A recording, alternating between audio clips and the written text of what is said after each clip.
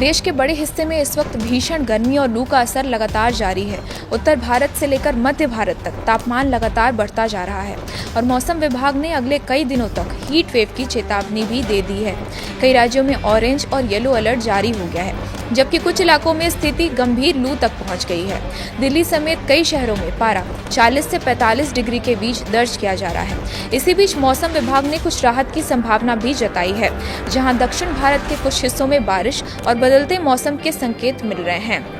नमस्कार, मैं हूं शिवानी दीक्षित और आप देख रहे हैं न्यूज़ 18 का डिजिटल प्लेटफॉर्म। भीषण गर्मी से पूरा उत्तर भारत झुलस रहा है, वहीं मध्य भारत में भी लोग लू के थपेड़ों का सामना कर रहे हैं। इसी बीच मौसम विभाग के अनुमानों की माने तो अगले 7 दिन तक लू की स्थिति बनी रहेगी।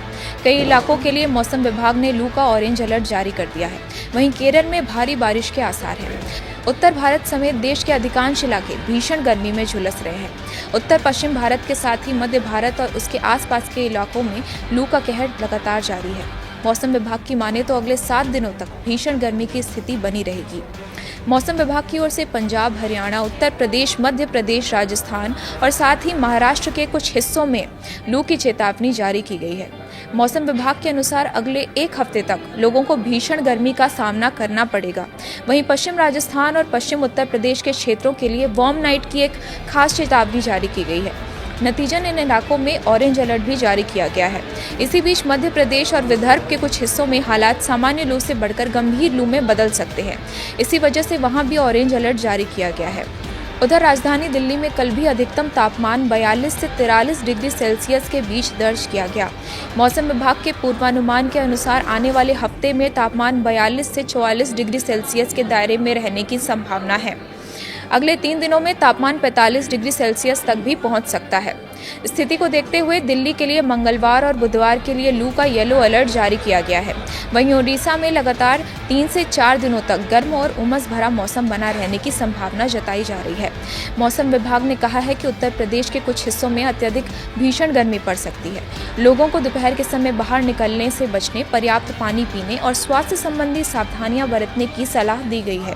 यूपी के मुख्यमंत्री योगी आदित्यनाथ ने भी इस संबंध में अधिकारियों को निर्देश दिया है कि वो अलर्ट रहें। साथ ही उन्होंने जनता से अपील की है कि वो 19 मई से 21 मई के बीच काफ़ी एहतियात बरतें और अगर बहुत ज़रूरी नहीं है तो दोपहर में घरों से बाहर बिल्कुल ना निकलें। वहीं इस बीच मानसून को लेकर राहत की खबर भी है। मौसम विभाग ने सोमवार को कहा कि दक्षिण पश्चिम मानसून को 26 मई को केरल पहुंचने की संभावना है। मानसून के आगमन की तारीख में 4 दिन का अंतर देखने को मिल सकता है। आईएमडी ने कहा कि अगले 5 दिनों में केरल और माहे के कुछ हिस्सों में बिजली गिरने और तेज हवाओं के साथ भारी बारिश होने का अनुमान है।